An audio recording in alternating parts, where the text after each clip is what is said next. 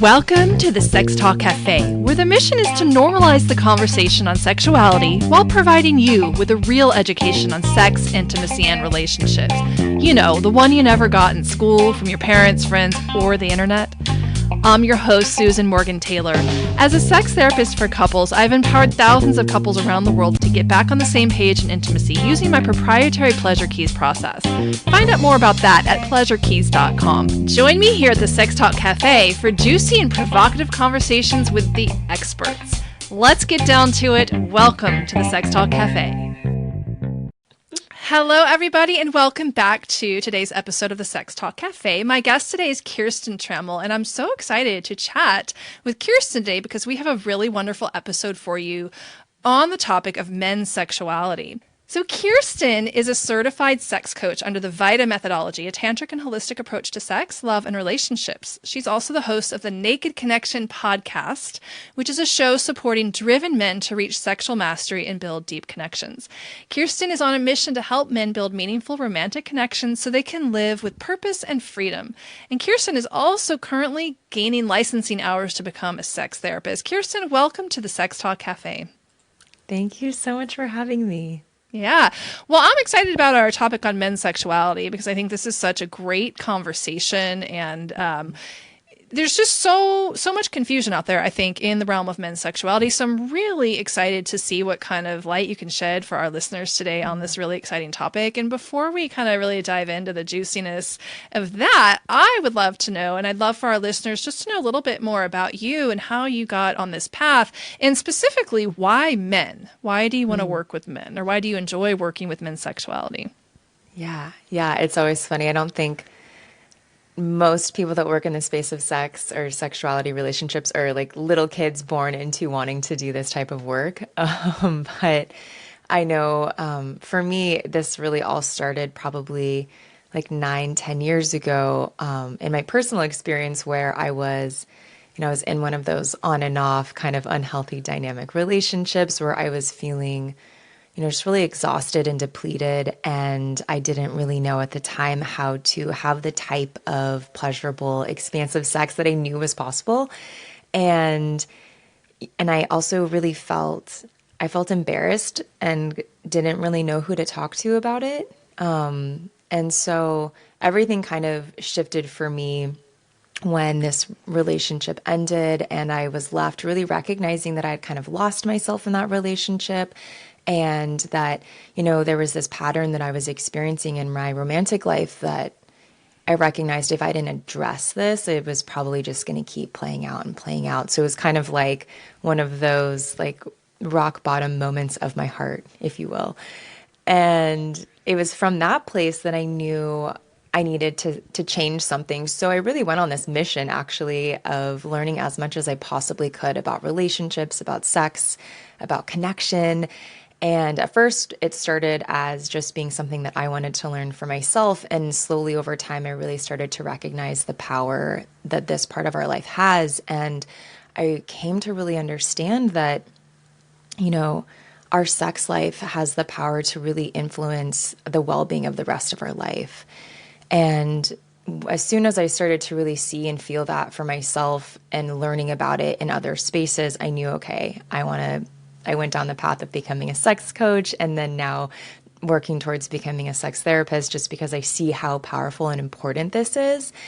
And, in light of the part of like why men, while I was going through all of this, I really had like really beautiful experiences of connecting with communities of women and having resources that were really focused on women's sexuality and exploring that part for us. And this question kept coming into my mind of like, where is this for men? Like, where do the guys get to have this? And that it just was kind of this question noodling in the back of my head for a number of years, to the point where I decided I was going to go out and interview a bunch of men that I kind of knew in my community and in my peripheral.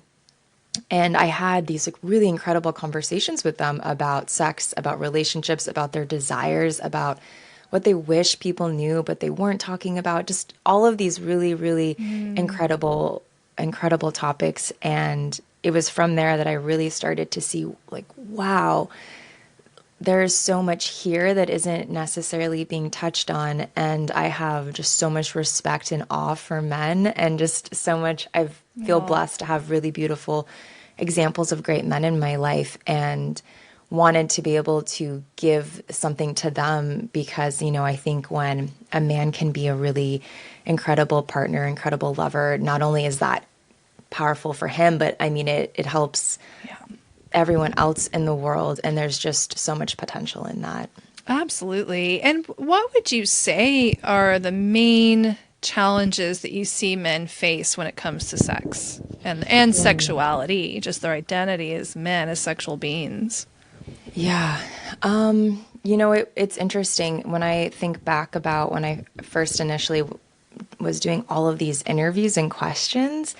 One of the biggest things was I would ask, what is something that you wish women knew, or just wish that society recognized that we don't? And it was, some variation of like, we have desires and feelings too, Yeah. and that there wasn't necessarily a place for that to be held or expressed or acknowledged. And I think that that is something just from the relational aspect that comes up. And then looking at the sexual piece was really, kind of feeling like sexual desires that they innately had were not really welcomed. Yeah. And really, what can happen when you have this like kink or fetish or just a desire and Yeah. you feel like you can't express it, the profound impact that that ultimately has on an individual's psyche as well as their physical body, and just how they can show up in the space of sex. Yeah, I mean that was going to be kind of what I was going to ask you about next is I do feel that that is sort of a theme out there in the world, that a lot of men are, we're all sort of shamed to a certain degree, but men especially are sort of like shamed for getting a boner, like during a massage, or shamed for wanting sex all the time. To the extent that in some of the couples that I've worked with, I've seen where men feel like they have to actually like shut their desire down so that their partner will feel safe. Like their desire is too much. And so what they do is they just train themselves to not feel it, to like control it and to shut it down. And I'm really curious how, I'm sure you see that in your work if you're working with men. And how do you approach that? And what would your suggestion be for a man maybe who's listening right now who's really resonating with this message? Yeah. I think, the first thing that comes up for me is recognizing the practice of them just becoming aware for themselves first, of because I think a lot of times what can happen, as you described, like I'm even thinking when you're younger of getting like NRBs, no reason boners, and just like things that start happening when you're young that feel kind of shaming, and just looking at the patterns of masturbation that can happen, all those sorts of things, is first practicing being aware of like, what is it that I really do desire? And can I first hold that for myself and be okay with that for myself? And then, bringing that to if you're in a partnership, of sharing that I do have these desires and having kind of that communication component as well. But I think first starting with, can I be comfortable with what it is that I really desire first and foremost? Yeah. Yeah, and what about men who maybe have been rejected? Like they're okay with bringing that desire to their partner, but they get rejected every time they do, or shamed or dismissed. Yeah. Yeah. And I guess to that point, like my question would be around, like what beliefs come up for you in that moment? Like, what do you make that rejection mean about you?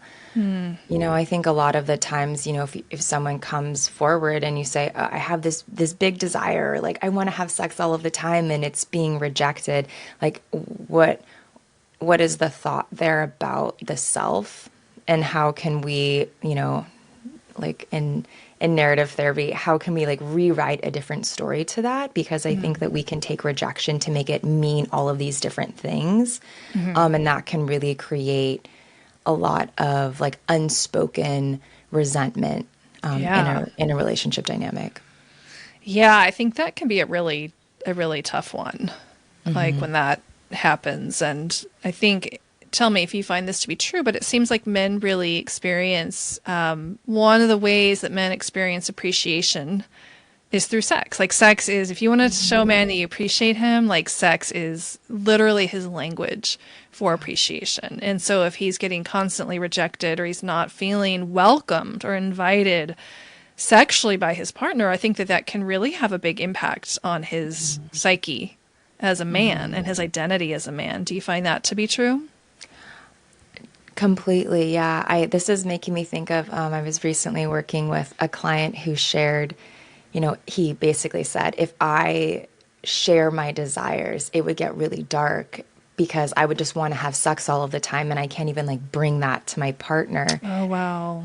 Yeah, and just noticing how heavy that can become. And I think that I'm curious what your thought is, and I know you work with couples a lot, of like how to navigate it, even being able to acknowledge, I understand that you don't want to have sex as much as I do, and I respect that, and I understand that. And at the same time, like this repeated rejection, I feel like XYZ, whatever the feeling that's coming up, like I feel ashamed of myself for having these desires, and being able to express that to a partner so that they understand a little bit more Yeah. openly what is going on. Yeah, I think around that piece, like what I've really found to be helpful is teaching couples how to celebrate one another's desire, because an expression of desire, if my partner just says I want XYZ, that's not really a request. That's just an expression of his desire and vice versa. So there's a real difference. And I think there's something like really important about understanding that, like understanding the difference between expression of a desire and making a request for your partner to fulfill that desire, two different things. And it seems like there's a lot of unwinding that often needs to happen with that piece of like, there's been so much like shaming or rejection and they're afraid to speak up. If we can just learn to sit in a neutral space with it and like, oh, wow, that's cool. I hear that you want XYZ. That's amazing. Like just being in a place of like receptivity and acceptance of it can be so healing. And then the negotiating of the thing or not is a totally separate it's a totally different issue. It's a different conversation and a different set of skills. So that's one thing that I have found to be like really helpful in the couples situation. Yeah, yeah. I actually had kind of an experiment that I was doing with a client where, because he was feeling like he couldn't express what it was that he desired, and so we kind of removed the sexual component of it and did an experiment of, okay, like in the other aspects of your life, do you feel comfortable actually expressing what it is that you're desiring? Whether like even like simple things like Yeah. what you want to have for dinner, or what movie you want to watch, or what route you want to take on your walk with the dogs. Like how can you play with expressing your desires that might at first kind of remove all of the layers that come Yeah. with expressing a sexual desire first, so that then kind of teaching the body, okay, it's okay to say what it is that I Sure. desire. Yeah, I love that because it's so vulnerable. Expressing what we want is one of the most vulnerable things we do. Yes. So tell us about the VITA method. So what is the VITA method for those who have not heard of this, and how does that inform your work with men? So yeah, it's really just the kind of program that I did my sex and relationship training through, in order to become a sex and relationship coach. And it really looks at incorporating tantric practices and really like kind of preceding tantric practices, holistic practices of just really foundational tools to have deeper, more meaningful, pleasurable, expansive sex. So that was really the lens through which I learned to work with and facilitate. I love it. And I would love to talk about this Tantra piece because I feel like that word is so thrown around and so misunderstood. And there's a real confusion out there of what Tantra is and what it means. And, I know there's like different threads of it. And I'm really curious if you would just like tell her, like, give a little distinction for that, because I think that there's just a lot of confusion over what that is. So maybe talk about that a little bit and clarify that for our listeners. Yeah, definitely. It is funny. I think often like preconceived notion is it's like these like crazy positions or like marathon sex, which like, I mean, it can be, but there's like when I really started studying Tantra and noticing, yes, there is a component where sex is a piece of that. It's really a beautiful philosophy and I look at it kind of through a spiritual lens and recognizing one of the foundational ideologies is really that everything is divine.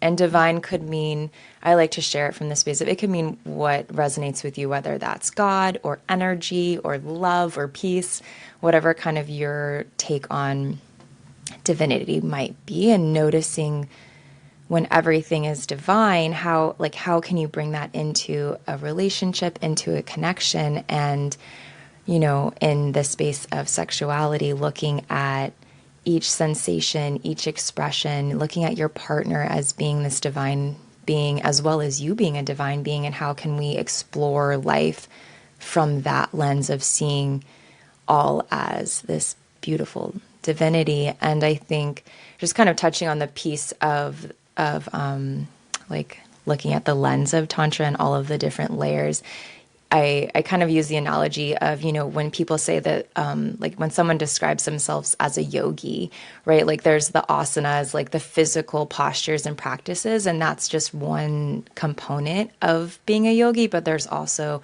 looking at Ayurvedic medicine and a philosophy and like this whole language. And there's just so many components that go into that style of life. And the same is kind of true for Tantra as well. How does that specifically, or the tantric approach, like how is that helpful for men specifically with some of the things that men tend to struggle with in sex? Yeah, I mean, when you look at kind of some of the, I don't know if I like to use the word dysfunctions, but just some of the more physical struggles that men have, whether it's premature ejaculation or erectile dysfunction.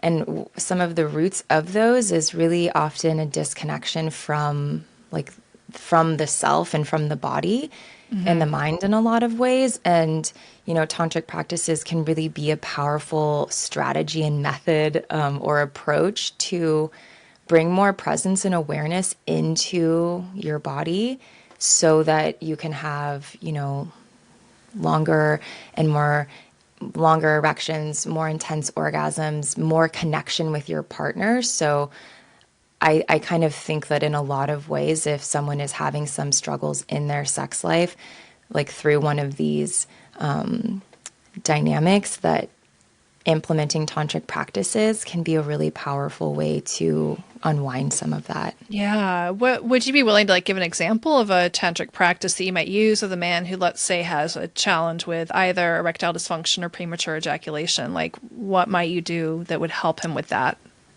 Yeah. So, as an example,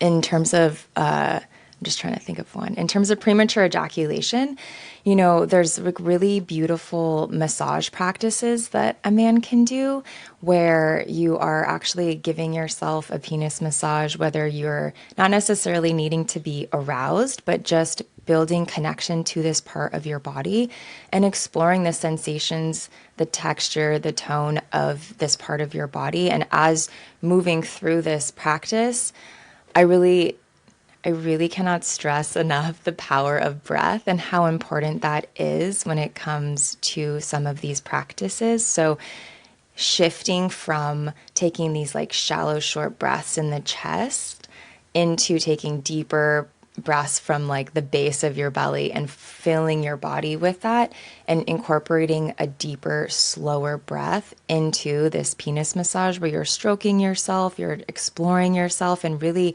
as moving through this, kind of like I'm layering on here, but inviting in almost like affirmations to yourself about, how incredible your penis is, how powerful and wonderful it can be, what kind of life it brings to you, what kind of energy it brings to you, and almost entering into a meditative state with this part of your body and the power that holds in this, like really in your sexual center, and generating more of a relationship with this part of yourself from a more loving, present space. I I love that. Yeah, we underestimate the power of the breath, I think, and being present. Yeah. Yeah. Yeah. And I think on that note, one thing, I think that, like rightly or wrongly, most people receive their sex education from porn. And something that I really started to notice is that a lot of the times in, pornographic films, that when it comes to like the sound that you can hear, it's like usually typically just the woman and she's moaning and breathing and speaking, and then like there really isn't a lot of tone or sound coming from the men, and it's probably because it's most guys aren't trying to get off to the sound of Yeah. another guy. So yeah, and kind of what can happen from that, especially if someone is, exploring sex and they're younger and that's kind of their education. A lot of men can then take on this kind of more silent, stoic sound during sex, and there's so much power that can come from not only inviting in deeper breath and slower breath, but also allowing tone to be released. So another practice that, and this is like so accessible to anyone, is to, as you are, either doing a body scan or, in a self pleasure practice, bringing your awareness to different parts of your body. And as you're taking those exhales, actually exhaling the tone of what that body part actually feels like. And that can be such a powerful way for men, or really anyone, to really connect with what the body is feeling and experiencing. And there's just so much power that comes from sound that Yeah. I think is underestimated when it comes to sex. Yeah, it's interesting because I haven't seen that particular practice as like being one that is used for a lot of men. And so I'd love to hear you say that that can be such a useful, having access to that, I would think would be a really wonderful way that could add more particular, like access to more range or more ability to feel more just through using sound, like as a tool for men. I see that practice used a lot for women and women's sexuality, but I haven't heard it so much used for men. It makes sense though. Yeah. Yeah, yeah. And I just think that there's so much beauty in that, and hearing like a man really express himself and like feel like he can take up space in that way is really incredible. Yeah. What are some of the main things that you address in your work uniquely? Obviously, ED and PE, I'm sure, but like, are there any other things specifically that men seek out your help for? Yeah, I think one of the main things that ends up coming up in this work, and whether it's their kind of covert intention or not, is really looking at feeling more confident Yeah. in sex, and how often that can kind of be like a layer beneath the initial, oh, this is kind of like my problem or what I'm looking for help with, and oftentimes that's at the root of it. Yeah, confidence. And that's a really common one. And what would you say is that really at the core of a lack of confidence in sex for most men, at least in your practice? Yeah. Oftentimes it's a couple of things. Like the first thing that comes to my mind is just really not having had access to conversations about sex when they were younger, and feeling like, I wish that my dad had been more open with me, or I wish that I could have had like someone that I could have asked these questions about. Like these things were happening to my body and I didn't really know what to do with it. Or I liked a girl, but I didn't really know like what to do when we hooked up for the first time, and it was really uncomfortable and awkward. And that all just gets buried. And so that is like kind of one of the first things that comes to mind. Yeah. Well, yeah, and most of us are not getting, like you said, the education is non-existent, and if at all, a lot of times it does come through porn, which is not at all realistic. And I think there can really be some negative impacts of that on a man's sexual identity and how he shows up sexually. And just kind of curious what your take is, or what have you seen in your work with men in terms of how porn can have a negative impact on their sex life? Yeah, I mean, I think that like what can often happen is just the influence of a man's like masturbation practice and how that doesn't necessarily translate to them having the type of sex that they want to be having. And so oftentimes, like just getting really basic, let's say a man is, watching porn and, masturbating like really hard, really fast, really firmly. And that's kind of like the MO, if you will, Right. of that experience. And then they step into a sexual experience and feel like this isn't, I'm not able to last as long as I want. I don't feel clear on what to do next. Like there's all of these kind of questions that come. And Yeah. then also having the feeling of like, but this isn't turning out like what I was watching. Right.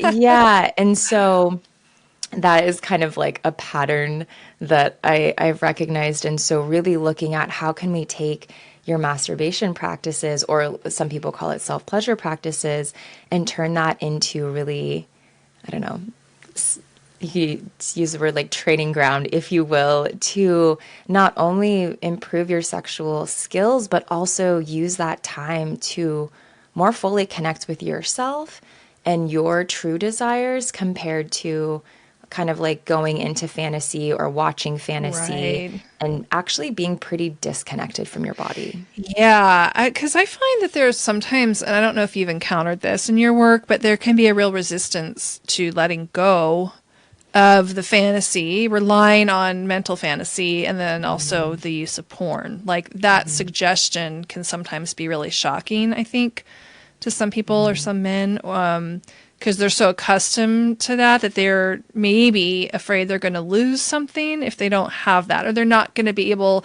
like it won't quote unquote work. Like if I don't use that, like it won't work. Like I don't feel as much is a really common thing I think that happens. Mhm. And I mean, I think you know what that's about, and you know the pathway out of that, right? The slowing down, the Mhm. getting more present, developing sensation or sensitivity in the genitals instead of all that, really hard and fast going for the ejaculation. But what, I mean, I'm just curious, have you run into that, any resistance as you have worked with men and sort of suggested some other approaches, any resistance that you've come up against? Because I know that I've seen, I mean, I don't specifically work with men, but I Mhm. have, and I have couples I work with, and that suggestion can sometimes be really shocking. Yeah.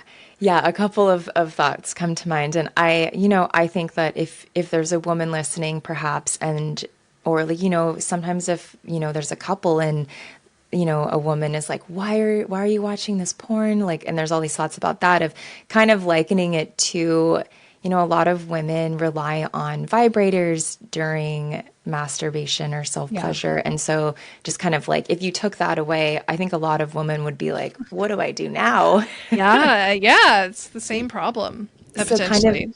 yeah, yeah, like similar but kind of different in that experience. And so just kind of offering that as a way to perhaps be able to kind of see what might be unfolding for your partner. So I just want to share that right off the bat. And I totally just lost my train of thought. Oh, that's okay. We were talking. It happens. It I'm happens here on like, the Sex I was Talk like, I had Cafe. like three things coming into my head. So we were talking about the desensitization that can Yes, happen, and then yes, sometimes the men that have a resistance to trying a different approach, meaning try yeah. masturbating without using porn, try masturbating Mhm. without using fantasy. That there can be some kickback to that sometimes from Yes, the men thank you so much. themselves. Thank you so much. Okay. Yeah. Yeah. So, so one of the things too that, in when I work in this space is, and everyone kind of has different schools of thought, but also recognizing that, you know, I'm not going to tell someone like 100% never watch porn again, like and kind of thinking about it from the lens of, let's say for every, 3 or 4 times that you're self-pleasuring or that you're masturbating, just start with one time Yeah. experimenting without using porn. How does it go? Yeah. Maybe in just whether you lead to orgasm or not, just taking that time and committing to that practice without it and see what Yeah. happens, right? Just like how we become reliant on things, I think sometimes there's a way of kind of slowly unwinding that. Right. Right. Like we don't And have to dive in all at once and just go cold turkey. right Yeah. off the Yeah. cliff. And I think along the way, you can kind of a man can start to recognize, you know, the times with versus without. What's actually different? Like, what am I feeling in my body? Right. And starting to really, because understanding how is this porn helping me, and how can I take that and apply it in different ways in my life, in my sex life. So that's a little piece of it as well, and also just understanding there's really this kind of like desensitization Right. that is going to unfold, and it isn't necessarily going to be like really quick and easy. And at the same time, knowing that what can be on the other side of that is really, really different and a more expansive Yeah. possibility of what's available. And that's the piece that I find is a hard sell sometimes because I Hmm. feel that men, well, women also, but I think there's sort of a unique wiring in men with the need to ejaculate. I mean, they're creating Hmm. millions of sperm in a day, and there's sort of really this urge, and and I have heard this from men themselves that ejaculation can be somewhat addictive. Like it just becomes sort of like Hmm. a need, like they have to have it or they have to do that to be able to relax or to be able to go to sleep. So it seems that that can be a tough sell because there's more on the other side of that. Like I think if a man learns how to, not have to go for the ejaculation, at least not as the goal of a masturbation practice, like one of those one time this week, that's going to be the experiment, right? Like you just said, Hmm. that there can be a lot of resistance to that. Like there's sort of, they don't know what's on the other side until they've actually tasted it. But sometimes there's such a habit and almost an addiction to that ejaculation that they have a resistance in really trying anything new because most likely they're not going to feel, if they're used to using porn and a lot of excitement and a lot of hard and fast masturbation techniques, they're probably not going to feel a whole lot like when they first Yeah. try a different approach, right? They're not going to have a lot of sensitivity yet. But like you said, there's so much more on the other side of that if they stick with it and cultivate that. And just curious what your advice would be for this. Like why would or why should a man bother to do something different if what he's doing feels really good and it gets him off, and why bother with trying something new that maybe is going to take some work, and he's not so sure what's on the other side. He's not sold yet because he hasn't tasted it. Hmm. Yeah, yeah, yeah. Yeah, it's like that, the saying that often comes to my mind in this type of conversation is like, if it isn't broken, then why fix it? Mm, And so I think for a lot of men, they're like, well, but this works for me and I have this orgasm and it feels really great and I get this release and I, have all of these endorphins running through my body. Like, why would I stop myself from having that experience? sure. Like, why would I subject myself to this?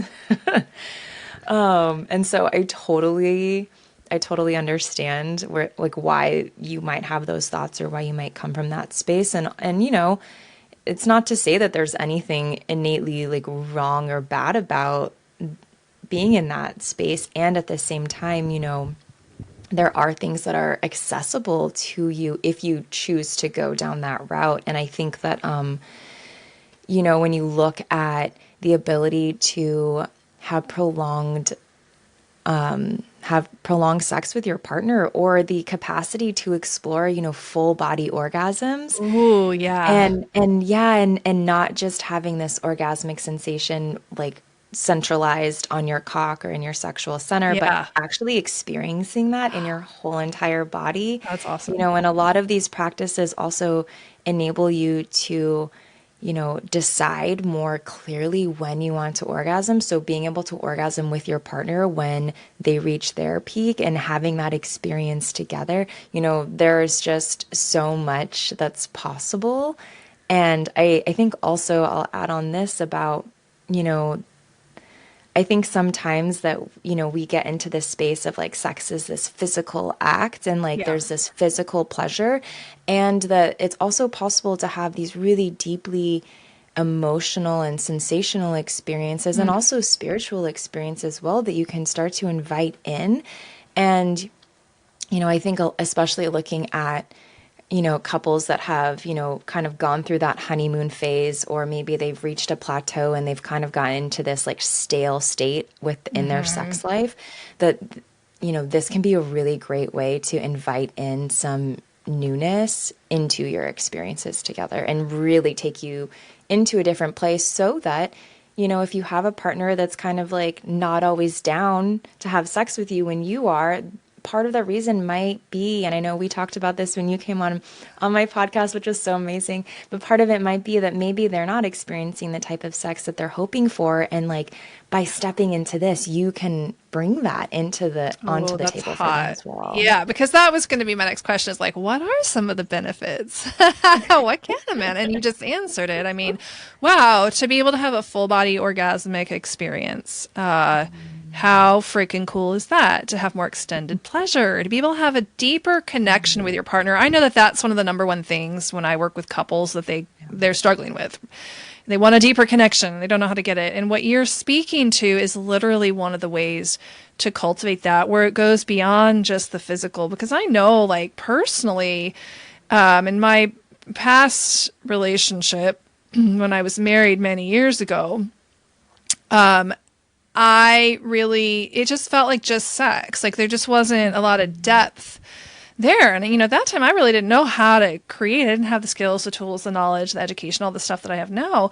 And I think that so many women do tend to lose interest because it's just sex. Like there's not like, for a lot of men, it seems like that's fine for a lot of men. Not all. I think men, as they get in longer term relationships and they mature, like they do tend to want more emotional connection and a deeper something. But generally speaking, it seems like the just sex is that's enough for most men. It's like eating a bowl of ice cream.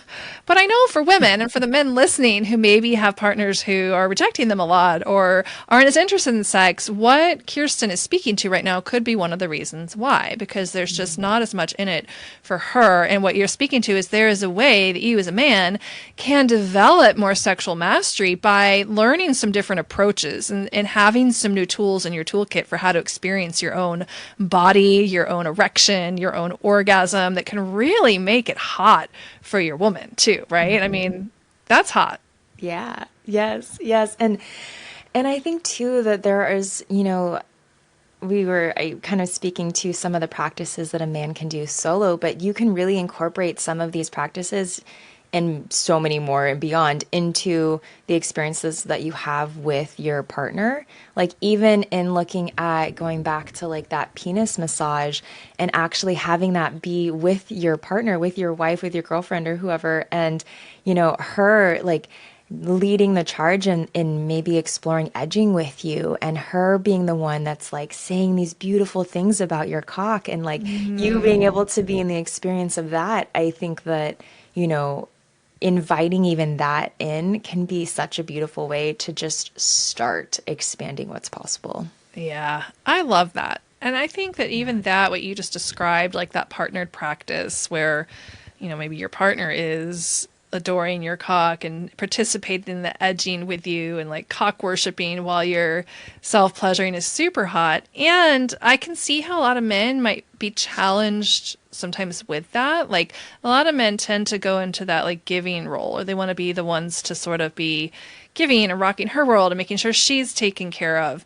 That it can be hard, I think, to be in a more surrendered place or in a place where they're the ones receiving the attention. Have you found that to be true in your work? Or like, what would you say? Do you agree with that? Like, what would your comments be about that?